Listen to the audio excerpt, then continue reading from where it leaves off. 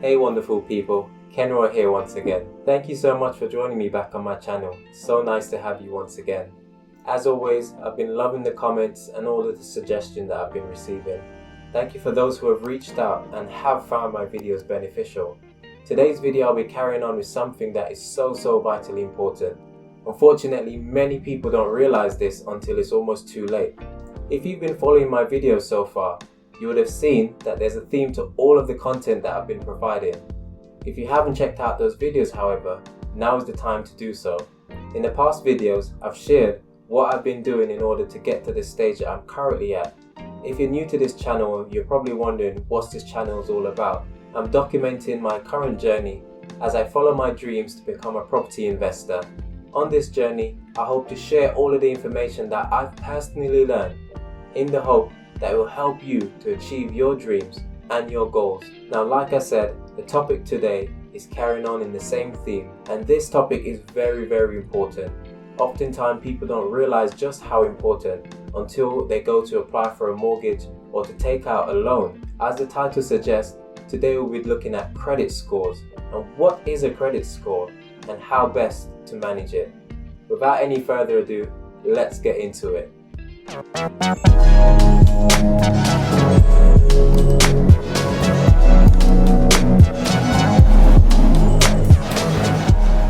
Now, like I said, the question of the day is, what is a credit score? Now, simply put, a credit score is a number that each and every one of us have that varies between 0 all the way up to 999, depending on the company that you use to monitor your score. This number simply says to the lender how trustworthy you are with money. The higher your score, the more trustworthy you are, and the better you are technically at money management. This is what most lenders want to see because they want to have more of a guarantee that you will repay them whatever you choose to borrow. Your credit score is based on your credit history and is simply a snapshot of all your current accounts that you have open, as well as any mortgages or any type of loans that you've taken out against your name. The next question that you have to ask yourself is, what is a credit report? A credit report is like a CV that lenders will use to identify that you are who you say you are.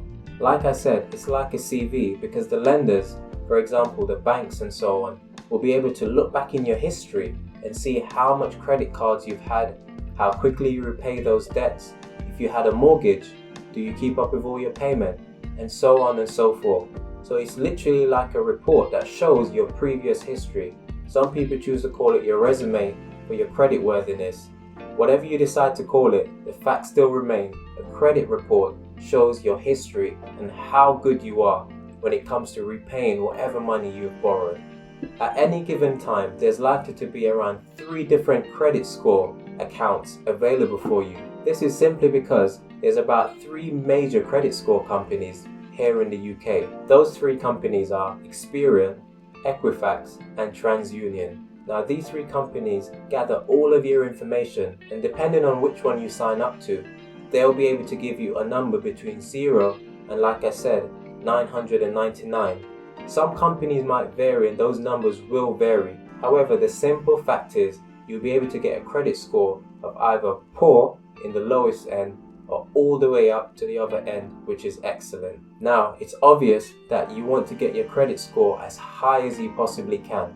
Now, if like many people, you may struggle to get your credit score to as high a level as you desire, there are several ways in which you can help to improve your credit score.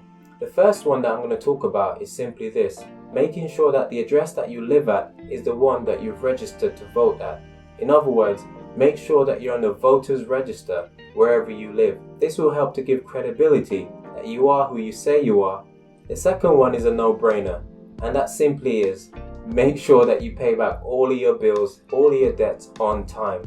Whether it's your utility or a credit card or even your mortgage, make sure that whenever that date is set for that payment to be taken, that you pay it on time. Like I said, all of these things affect the amount of points you gather and earn in order to increase or decrease your credit score. So this one is very important.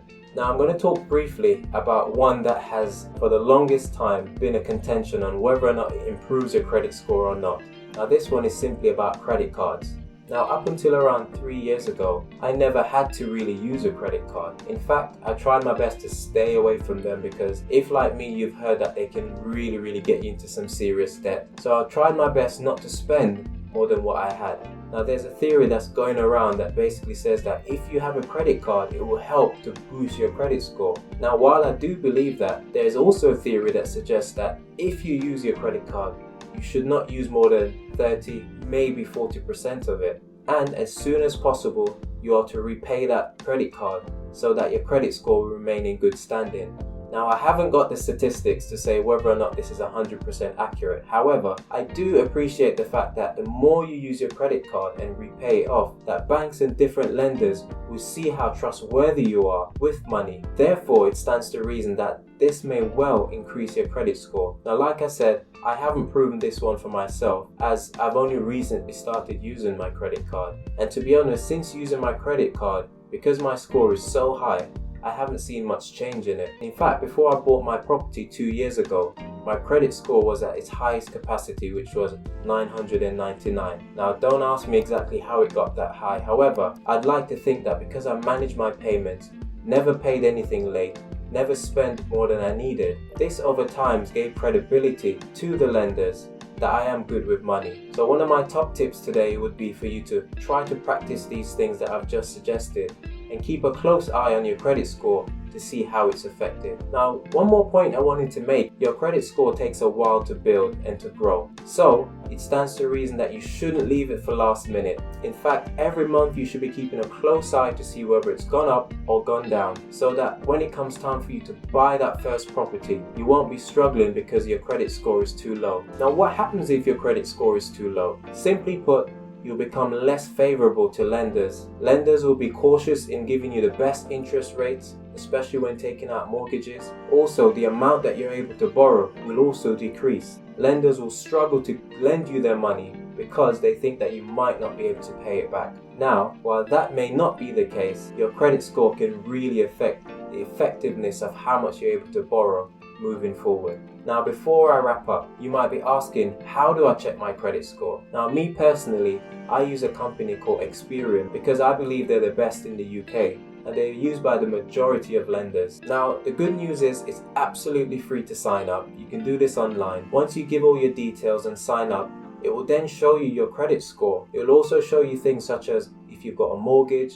or perhaps if you've got credit cards and so on. It will be able to give you a snapshot of your data self and what the lenders actually see when they look at your file. Now, if you've got a low credit score and you want to improve it, I would recommend that you pay the monthly subscription that these companies have on offer, because what it will then allow you to do is to see more minute details of things that you've done wrong. They'll also flag up things that you could improve on in order to get your credit score to go up over time. Now, like I said, this doesn't happen overnight, so be patient. However, be optimistic, because your credit score can improve no matter what situation you've been in. Just to be as transparent as possible, I'll now show you what my credit score actually looks like in order to give you an idea of what to look out for. Now, like I said, this will vary from person to person, but the good news is there's always scope for improvement. The reason why a credit score is so important is that it allows you to have a lot of benefits. Take, for example, if you're applying for a mortgage, if your credit score isn't very good, you might still be able to get that mortgage. However, rather than paying an interest rate, for example, of 1.9%, you could end up paying something over 3%, 4%, 5% even, depending on your credit score. If you've got a bad credit score, this may also indicate to the lenders that you might have outstanding debt. I really can't stress enough that you take action as soon as possible and do not wait until it's time for you to get that mortgage before you start improving your credit score, as it normally takes several months to improve. Okay guys, thank you so much. That's the end of another video. I hope that this video has been helpful to you as always, and please let me know in the comments below if you regularly keep an eye on your credit score to make sure that it's in good standing. As always, thank you so much for your continued support. I look forward to sharing some good news with you in the weeks to come. As I continue my property journey, I hope that all the content that I bring will help you to also achieve those dreams that you've got, whether it's to buy your first property or to start your own property portfolio. Perhaps I've answered many of the questions that you've had so far. Regardless, please continue to support me on my journey. towards financial freedom through property investment. As always, I'll see you when you see me. Take care.